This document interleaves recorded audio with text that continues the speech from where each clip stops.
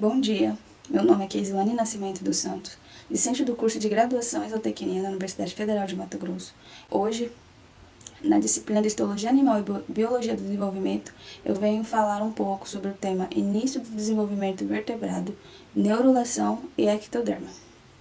Bom, nessa apresentação, eu vou explorar um pouco das etapas iniciais que vão formar, o embrião vertebrado, desde ali do seu início, quando uma simples massa de células começa a se transformar em uma estrutura complexa, até ela se tornar, eventualmente, um ser vivo. Eu vou falar também um pouco das dinâmicas celulares e moleculares que ocorrem durante a neurulação, que é um período crítico, onde a formação do tubo neural ela vai estabelecer bases para o desenvolvimento que vão formar o sistema nervoso central. Além desses assuntos, eu também vou destacar o papel do ectoderma, que ela é ali uma das camadas germinativas primárias do embrião, que vai desempenhar um papel de suma importância, não só na neurulação, mas também na formação de várias estruturas que vão ser vitais para o organismo e para o desenvolvimento do embrião. Então, dentre os principais tópicos que eu vou abordar, alguns deles serão formação do sistema nervoso central, a crista neural e seus derivados, e a epiderme e a origem das estruturas cutâneas. Iniciando, então, e adentrando dentro do tema, vou falar então sobre a formação do sistema nervoso central, e em específico sobre a neurulação inicialmente. O que é então a neurulação? A neurulação, ela vai ser ali, como eu já disse, um processo crítico do desenvolvimento embrionário dos vertebrados, na qual a placa neural ela vai se transformar no tubo neural, que é uma estrutura precursora do sistema nervoso central. Tudo começa com uma parte plana do ectoderma, chamada placa neural, que ela vai se formar ali no dorso do embrião. Essa placa neural ela vai começar a se elevar, formando duas dobras elevadas, em forma de crista neural, ao longo ali do eixo dorsal do embrião. Conforme essas dobras elas continuam a se elevar, um sulco longitudinal ela vai se formar no centro dessa placa neural. As cristas neurais elas vão se aproximar uma da outra e vão se fundir no topo, formando um tubo neural. Esse tubo neural ele vai se fechar gradualmente de cima para baixo e vai deixar ali uma pequena abertura chamada neurópolo, tanto anterior como o neurópolo posterior. O tubo neural ele vai se diferenciar em várias partes no sistema nervoso central, incluindo o cérebro e a medula espinhal. Enquanto isso, o ectoderma ele vai continuar se desenvolvendo, e vai se diferenciar em várias estruturas, incluindo ali a pele, o sistema nervoso periférico. E na formação, então, do tubo neural, vai existir duas formas, a neurulação primária e a neurulação secundária. Então, iniciando falando sobre a neurulação primária, nos vertebrados, quando o embrião começa a se formar, ele vai ter ali três partes. Uma parte interna, que vai se chamar ectoderma, uma parte no meio, que vai se chamar mesoderma, e uma parte mais externa, que vai se chamar ectoderma. Durante essa formação, então vai ocorrer uma interação que vai ser muito importante, que vai ser ali entre o mesoderma e o ectoderma. E nessa interação, uma parte do mesoderma, que é chamada de cordomesoderma, ela faz com que o ectoderma, que está ali acima dele, forme um tubo oco, que mais tarde ele vai se transformar ali no cérebro e na medula espinhal. Durante esse processo, que chamamos de neurulação primária, o ectoderma ele vai se dividir em três grupos de célula. Primeiro, um tubo dentro do corpo, que se tornará futuramente o cérebro e a medula espinhal. O segundo grupo ele vai formar a pele do lado de fora. E o terceiro ele vai formar células que são especiais, chamadas de crista neural, que vão se mover da parte onde o túbulo neural se encontra com a pele e vão formar parte do sistema nervoso periférico. Tudo isso começa com um fenômeno chamado indução embrionária. Partindo, disso, a primeira indicação de que parte do ectoderma ele vai se tornar um tecido neural é quando as células ali presentes, elas começam a mudar de forma. As células no meio, elas ficam mais longas, enquanto as que vão formar a pele ficam mais planas. Isso faz com que a parte do ectoderma, que vão se tornar cérebro e medula espinhal, se elevem acima ali do resto, formando a placa neural. Depois disso, as bordas elas vão ficar mais grossas e elas vão ficar mais planas. Isso vai fazer com que parte do ectoderma, que vai formar o cérebro e a medula espinhal, elas vão se elevar acima ali do resto, que vai formar ali então a placa neural. Depois que as bordas dessa placa ela fica mais grossa, elas vão se mover para cima, formando estruturas chamadas ali pregas neurais. Enquanto um sulco no meio se divide, essas pregas elas vão se mover para o meio do embrião e vão se juntar para formar o tubo neural que vai ficar ali embaixo do ectoderma. As células na parte mais alta desse tubo neural, elas vão se tornar as células da crista neural. Então, agora falando um pouco sobre a mecânica da neurulação primária, durante essa neurulação primária, que é como chamamos a formação inicial do tubo neural, vão acontecer diversas variações em diferentes partes do corpo. A cabeça, o tronco e a cauda, elas vão ter ali seus próprios processos de formação do tubo neural.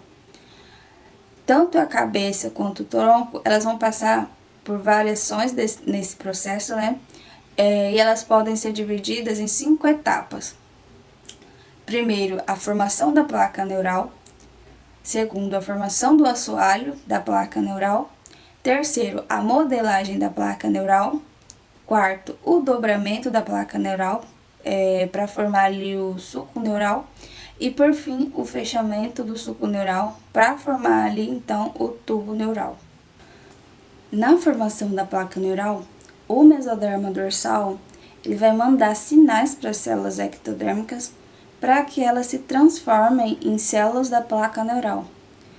E isso vai fazer com que essas células elas se diferenciem das outras células ali do ectoderme, que vão formar ali então a pele.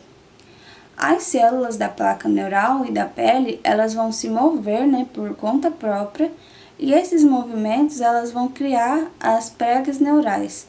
E de forma coordenada, elas vão fazer o tubo neural se elevar e se dobrar. Falando agora um pouco sobre a formação do assoalho da placa neural, os estudos mais recentes eles vão sugerir que o assoalho do tubo neural ele vai ter origem de regiões diferentes. Então, parte dele ele vai vir de um nódulo chamado nódulo de Hansen e ele vai ser colocado ali no meio da placa neural. Essa ideia ela foi proposta por pesquisadores que acompanharam as células do nódulo usando ali um sistema de observação em embriões de galinha e codorna. E nessa pesquisa foi observado que o tubo neural é formado por células de duas origens diferentes. Uma vindo ali parte da pele e outra desenvolvendo ali do nódulo de Hansen. Na modelagem e no dobramento da placa neural, é importante sabermos que a própria placa neural ela vai ter uma força ali que pode fazer a sua própria modelagem. Quando as células se tornam mais alongadas, a placa ela vai se estreitar. Mas na parte mais importante da modelagem, ela vai vir ali das células da linha média, logo acima ali da notocorda. Em aves e mamíferos, essas células elas vão ser chamadas de células de ponto de articulação mediano. E ela vem de uma parte específica ali da placa neural próxima da notocorda. Tanto em anfíbios como em animais terrestres, as células da placa neural elas vão se esticar e vão se estreitar, empurrando assim umas às outras. Isso vai fazer com que a placa se alongue e se afine. Aí, o dobramento da placa neural acontece por causa dessas forças que estão dentro e fora dessas células. Nas galinhas, a placa começa a se dobrar enquanto ainda ela está sendo modulada. Além das forças que estão dentro da placa, há também algumas forças que estão de forma externa. A pele do embrião, por exemplo, ela vai empurrar de fora para dentro, né, ajudando ali então na dobra dessa placa. Esse movimento da pele ali e a ligação da placa com o tecido que está embaixo dela são importantes porque ela vai garantir então ali que o tubo neural se dobre para dentro ali do embrião, né, e não para fora. Se isolarmos pequenas partes dali da placa neural, elas vão tender a se dobrar para fora, mostrando ali como essa ligação com o tecido que está ao redor é crucial então ali. Agora eu vou falar um pouco sobre como o tubo neural se fecha durante ali no desenvolvimento embrionário. Quando as dobras neurais na linha média elas se aproximam, elas se unem e as células que estão presentes ali, elas vão se juntar. Em algumas espécies, as células nessa junção, elas formam a célula da crista neural. Só que em aves, a célula da crista neural, elas só se movem para essa região depois que o tubo neural já está fechado. Porém, em mamíferos, as células da crista neural, elas se movem enquanto as dobras ainda estão se formando. E as células da crista na região da medula espinhal esperam até o tubo neural estar fechado completamente. Partindo agora então a falar da neurulação secundária, que como eu já disse, ela é quando o cordão medular ele vai ser formado e vai ser transformado, né, no tubo neural. Em exemplo, na rã e na galinha, isso ocorre principalmente nas regiões ali das vértebras lombares da cauda. Esse processo ele pode ser visto como uma continuação da gastrulação, onde as células do lábio dorsal, do blastóporo, eles vão continuar, né, a crescer em vez de retraírem para dentro ali do embrião. Essa região em que ocorre o crescimento é chamada de articulação cordoneural e ela vai conter células que vão formar a parte posterior da placa neural e a parte posterior da notocorda. Esse crescimento ele vai transformar a gástrula, que é uma estrutura esférica, né, em girino linear com aproximadamente ali 9 milímetros de comprimento. A ponta da cauda é diferentemente relacionada ao lábio dorsal do blastóporo. E as células ali ao redor do blastóporo, eles vão formar uma estrutura chamada cauda neuroentérica, que eventualmente ela vai se tornar ali o canal canal ependimário do tubo neural. Tratando-se agora, né, desse assunto, nós vamos discutir então um pouco sobre como o tubo neural ele vai se diferenciar em diferentes partes do sistema nervoso central. Essa diferenciação ela vai ocorrer de 3 maneiras diferentes ao mesmo tempo. Anatomicamente, o tubo neural e seu interior vai se expandir e se contrair para formar ali as câmaras do cérebro e da medula espinhal. No nível tecidual, as células na parede do tubo neural elas vão se rearranjarem para formar as diferentes partes do cérebro e da medula espinhal. E por fim, a nível celular, as próprias células nervosas existentes ali vão se transformar em vários tipos de neurônio e as células de suporte, que são chamadas de células glias, vão ser essenciais, né, para o funcionamento ali do sistema nervoso. Vamos entender agora então um pouco de como o cérebro e suas regiões eles vão ali se formar. No desenvolvimento, o tubo neural, que é ali como chamamos o embrião do cérebro e da medula espinhal, ele começa como uma estrutura reta. Logo, antes mesmo de toda a parte de trás se formar, a parte da frente ela começa a ter ali uma mudança. Nessa área da frente, o tubo neural ele vai se expandir em 3 partes, o que são chamados de o cérebro anterior, o médio e o posterior.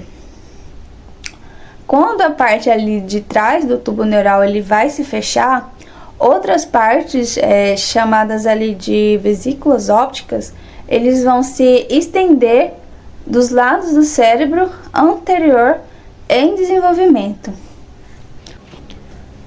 O cérebro anterior ele vai se dividir ali em 2 partes. O telencéfalo, que vai formar ali os hemisférios cerebrais, o diencéfalo, que vai formar ali o tálamo, o hipotálamo e uma área ali que vai receber sinais da retina dos olhos. O mesencéfalo ele não vai se dividir e seu interior ele vai formar o que chamamos de equeduto cerebral. Já o cérebro posterior ele vai se dividir em mielencéfalo, que vai formar ali a medula oblongada, e o metencéfalo, que vai formar ali o cerebelo, que vai ser ali responsável pela coordenação dos movimentos. O cérebro posterior ele vai se dividir ali em segmentos chamados rombômeros. Cada rombômero ele vai ter células com destinos diferentes. Como, por exemplo, nas galinhas, os primeiros neurônios que aparecem ali, eles vão dar origem a nervos cranianos, como, por exemplo, o trigêmeo, o facial e o vestíbulo acústico. Durante o desenvolvimento inicial, o cérebro ele vai crescer de forma rápida, principalmente aumentando ali suas cavidades. Isso é causado pela pressão do fluido dentro do tubo neural.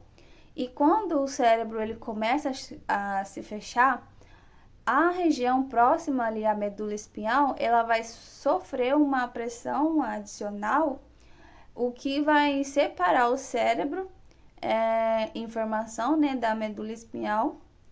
E essa separação ela vai ser importante ali para o desenvolvimento adequado do cérebro.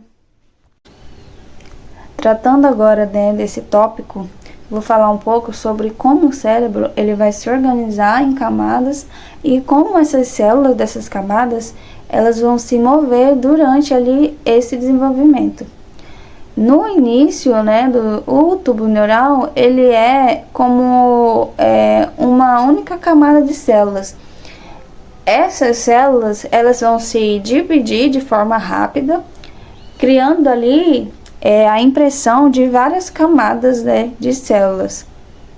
Durante esse processo, as células elas vão fazer síntese ali de DNA e elas vão passar pelo processo de mitose. No desenvolvimento inicial ali em mamíferos, as células da glia e as células neurais elas vão se diferenciar ali na periferia do tubo neural. Algumas dessas células elas vão se dividir de forma verticalmente, o que vai fazer com que os neurônios eles migrem para o córtex externo ali do cérebro adulto. Essa migração ela vai acontecer em diferentes momentos ali, né, dependendo do tipo de célula. Enquanto as células próximas ao lúmen ali, elas continuam se dividindo, as células migratórias, elas vão formar uma segunda camada que é chamada de zona de manto. As células dessa camada, elas vão se diferenciar em neurônios e células gliais. Esses neurônios, eles vão fazer conexões entre si, eles vão emitir axônios, que vai formar ali uma área pobre em células que é chamada de zona marginal. As células gliais, elas vão cobrir esses axônios com bainha de mielina, que vão dar uma aparência branca. A zona do manto, ela é chamada de massa cinzenta, e já a camada marginal, ela é chamada de massa branca. Durante o desenvolvimento, o tubo neural, ele vai se dividir em duas partes, o dorsal e ventral, ali cada uma com diferentes funções. A dorsal ela vai receber sinais dos neurônios ali sensoriais, enquanto a ventral ela vai estar envolvida em funções motoras. Essa organização básica de 3 camadas é mantida ao longo do desenvolvimento do sistema nervoso central. Agora, vou falar um pouco como o cerebelo ele vai se organizar durante ali o desenvolvimento do cérebro. Então, nessa organização, as células elas vão se mover e vão se dividir de maneira específica ali para formar suas estruturas. Algumas células do cerebelo elas vão migrar para dentro da massa branca, onde elas vão ser transformadas em grupos, né, de neurônios que são chamados de núcleos, e esses núcleos eles vão funcionar como uma estação de retransmissão para enviar ali informações para outras partes do cérebro. Enquanto isso, as células que são precursoras, elas vão se dividir e vão migrar para a superfície externa do cerebelo, formando ali uma zona chamada de zona embrionária externa. Nessa camada, as células elas vão continuar se dividindo na parte interna. As células pré-granulares elas vão migrar de volta. Enquanto isso, as células precursoras elas vão se dividir ali e vão se migrar para a superfície externa do cerebelo. E vão formar ali uma zona chamada de camada embrionária externa. Nessa camada, as células elas vão continuar se dividindo. E na parte interna, as células chamadas de pré-granulares, elas vão migrar de volta para a massa branca do cerebelo e vão formar ali a camada granular interna. O desenvolvimento correto do cerebelo, ele vai depender ali muito da organização espacial dessas células. Um mecanismo que é muito importante para isso é o direcionamento glial, onde os neurônios eles vão seguir um trilho ali formado por células gliais até seus destinos adequados. Assim como o cerebelo, os neuroblastos eles vão migrar ali através da massa branca para formar uma zona de neurônios que são chamadas de córtex do neopálio. Essa área ela vai se estratificar em 6 camadas de células e os neurônios do neopálio elas só atingem essa forma adulta na metade da infância. A organização vertical e horizontal do cérebro ela não é muito claramente definida. Na verdade, muitos movimentos celulares eles misturam as células precursoras. Células que são germinativas, elas podem produzir neurônios em qualquer camada. E isso é determinado ali durante a divisão celular final. Falarei agora um pouco sobre os tipos de neurônios. O cérebro humano ele tem muitos neurônios, em cerca aí de 100 bilhões, e ainda mais as células de apoio chamadas de células gliais, como eu já disse. As células que ficam ali na parte externa do tubo neural, ela vai se transformar em células ependimárias. E essas células, elas podem se tornar neurônios ou células gliais, dependendo ali do seu ambiente que estão inseridas. Há muitos tipos de neurônios e células gliais, como por exemplo as células glandulares e os neurônios de Purkinje. Os neurônios, eles possuem prolongamentos chamados dendritos, que vão captar ali sinais elétricos. Alguns neurônios, eles possuem poucos dendritos, enquanto outros possuem muitos dendritos. E durante o primeiro ano de vida, os neurônios, eles vão desenvolver muitos dendritos ali, para se conectar assim com outros neurônios, permitindo até 100 mil conexões em média ali por neurônio. Outra parte importante do neurônio é o axônio, que pode se estender por vários centímetros ali. O axônio é uma projeção, né, do corpo celular e ele vai crescer lentamente, liberando ali por uma ponta que é chamada de cone de crescimento. À medida que o axônio cresce, ele vai explorar ali o ambiente ao seu redor e ele vai enviar sinais de volta para o corpo da célula. Os axônios, eles são isolados em intervalos, né, por uma bainha de mielina produzida por células da gria, que são chamadas de oligodendrócitos, ali, né, no sistema nervoso central.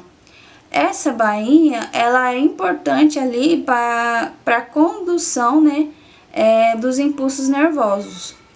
Além disso, os neurônios, eles são especializados na secreção de diferentes neurotransmissores, tais como a acetilcolina e a dopamina, que vão transmitir ali sinais entre os neurônios.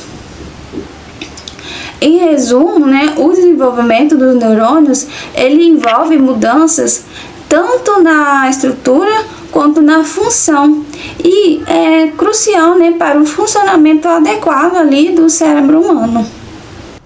Agora eu vou falar um pouco sobre como os olhos eles vão se desenvolver nos vertebrados. Sabemos que os nossos órgãos, eles são órgãos sensoriais que vão nos ajudar ali a entender como é o mundo ao nosso redor. E na cabeça, esses órgãos, eles vão se desenvolver a partir de estruturas chamadas placódios ectodérmicos cranianos, que vão interagir ali com o tubo neural. Os primeiros placódios são os placódios olfativos, que vão formar os nervos responsáveis pelo nosso sentido do olfato. Da mesma forma, os placódios auditivos, eles vão se transformar num labirinto do ouvido interno, que vão nos permitir a ouvir. Agora, focando no desenvolvimento dos olhos, tudo vai começar ali durante a gastrulação. quando algumas partes do embrião eles vão se interagir, fazendo com que o ectoderma da cabeça, né, forme as lentes dos olhos, que também são conhecidas como cristalinos. Esse processo ele é coordenado pela vesícula óptica, que nos humanos ele vai começar como uma protuberância, né, ao lado do cérebro, em embriões ali de aproximadamente 22 dias. Quando o cristalino ele se forma, ele vai influenciar que a vesícula óptica ela se dobre para dentro, né?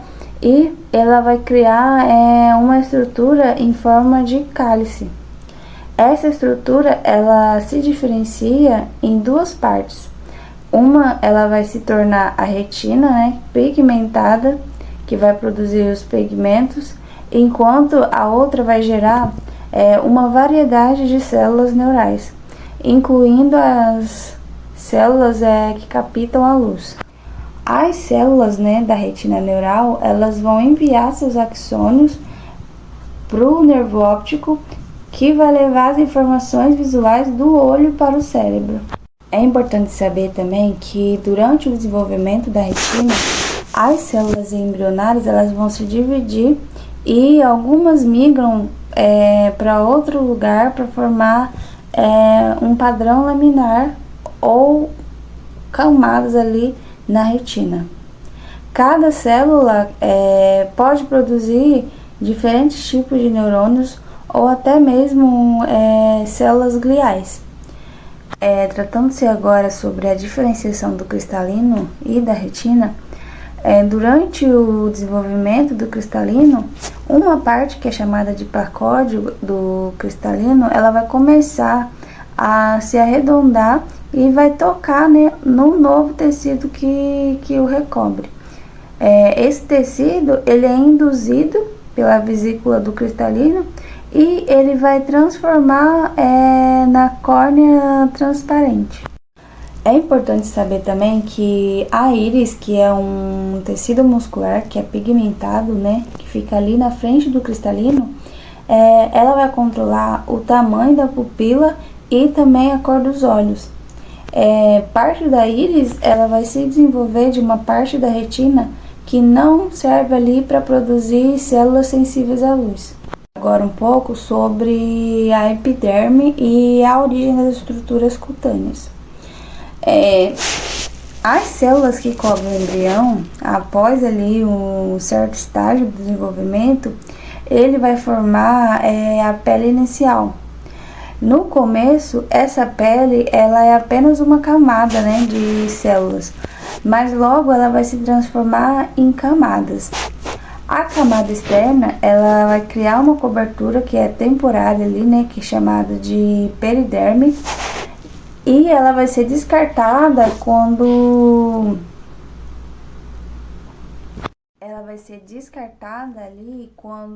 a camada inferior ela vai se tornar uma pele verdadeira. E essa pele verdadeira ela vai ser chamada de epiderme.